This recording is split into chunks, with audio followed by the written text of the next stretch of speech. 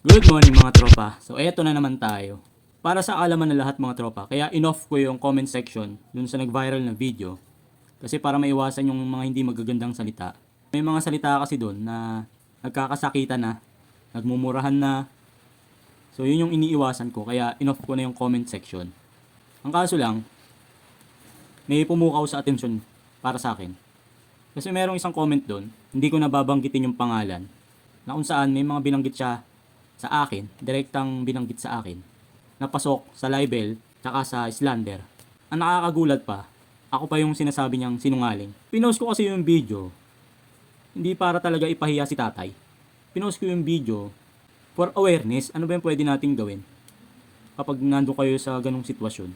Hindi ko lang maintindihan bakit parang nagiging tama pa yung mali. Sinasabi ng iba, pinost ko daw yun para kumita ng pera. Akala nyo ba yung million views, million din ang kikitain? Mas malaki pa yung kikitain ko mga tropa kapag nag-OT ako, totosin lang. Isang OT ko lang, mas malaki pa kikitain ko sa isang linggo. Kesa dun sa kinita ko, yung sinasabi nyong paldo. Yung million views na yan na sinasabi nyong paldo. Wala naman akong intensyong manakit. Hindi naman yung intention ko eh. Intention ko na ipakita na pag may karapatan kayo, kung alam nyong tama kayo, pwede nyo ipaglaban. Pero kung alam kong mali ako, ba't ko pa ipaglalaban? Eh mali nga. Yung sinasabi nila na ang ingay ko daw dun sa barangay.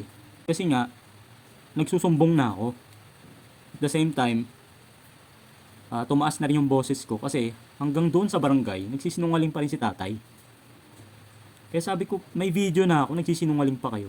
Hanggang sa pag-akyat namin sa taas, nagsusumbong pa rin ako sa mga barangay official doon. Kaya pinagsabihan ako, sabi niya, huminahon ako na hindi porkit may video, tama ka na mga ganong bagay.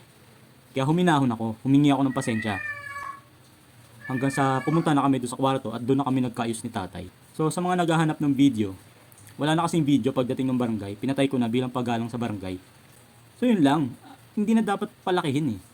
Tapos pinapalabas pa na ako yung sinungaling. Hindi ko pinost yung video para ipahiya si tatay o para magyabang. Wala na akong galit kay tatay dahil humingi na ng pasensya si tatay. Inamin niya na yung pagkakamali niya. So doon pa lang sa post ko, sinabi ko doon na nagkaayos na kami ni tatay. So for awareness na lang yung video na ipinost ko. So ulitin ko, in-off ko yung comment section para matapos na. Para itigil na yung pagmumurahan na yan, yung mga hindi magandang salita. At the same time, para makamove on na.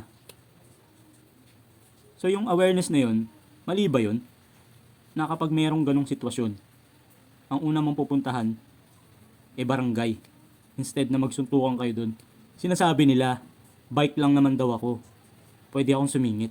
Pwedeng sumingit kung nandito ako sa right side, yung right of way ko. Pero left side yun eh. E paano kung may kasalubong din dun?